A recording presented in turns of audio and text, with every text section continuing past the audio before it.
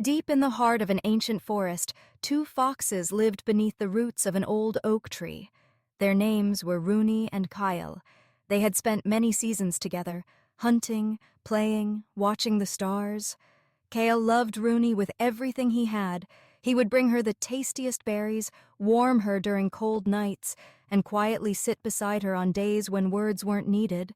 But over time, Rooney began to wonder. He's always kind. But what if one day he leaves? What if his heart isn't really mine? Not out of cruelty, but fear, she began to question his love. "You don't seem like you used to," she whispered one day. Kael, tired but tender, replied, "If I didn't love you, why would I still be here? Every day, every season." But the doubt in her heart kept growing, and one chilly autumn evening she said, "Let's make a promise. Tomorrow, at dawn, let's both meet at the top of the hill. Whoever arrives first is the one who truly loves more." Kael looked into her eyes. He saw fear, not anger. And so, with a soft nod, he agreed. That night, Rooney returned to her den, determined to rise early. Kael, however, stayed beneath the tree, looking at the moonlight spilling across the forest floor. What if I sleep and wake up late? What if she comes first and thinks I don't care? He couldn't bear that thought. So Kael decided not to sleep. He curled beneath the tree and waited, through the freezing wind, through the dark, starless night. His body trembled, his breath turned to frost, but his heart remained steady. "She'll see me here when the sun rises," he told himself. "And she'll finally believe in my love." Meanwhile, Rooney couldn't sleep either. She kept checking the stars, whispering to herself, "I'll wake before him. He'll see how much I love him too." When the sky finally turned pale blue, she raced to the hilltop.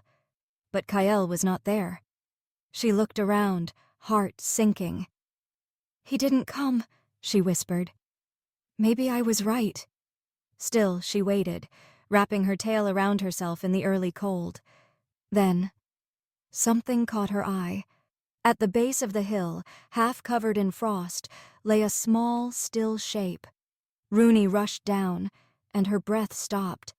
It was Kael, curled up tightly, eyes closed, fur stiff from the cold. "No, no, no. Please, no," she cried, nuzzling him, trying to warm him with her own body. But Kael had gone.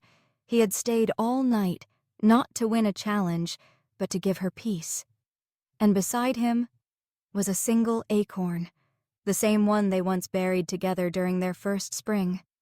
A tiny sign, a silent message. "I never left. I just wanted you to never doubt again." Rooney sobbed into his fur, voice trembling. "You fool! You stayed just to prove something. I should have known in my heart all along." Too often, we look for loud declarations of love, grand gestures, big words, bold promises, but real love is quiet. It waits in the cold. It stays when no one sees. Sometimes we test the people who love us most, not realizing that love isn't a competition to win, but a connection to cherish. A heart that truly loves doesn't always shout. It shows up, it stays, it sacrifices.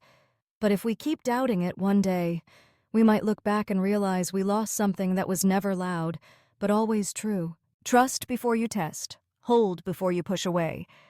Because sometimes, by the time we believe in someone's love, it's already too late to hear it again.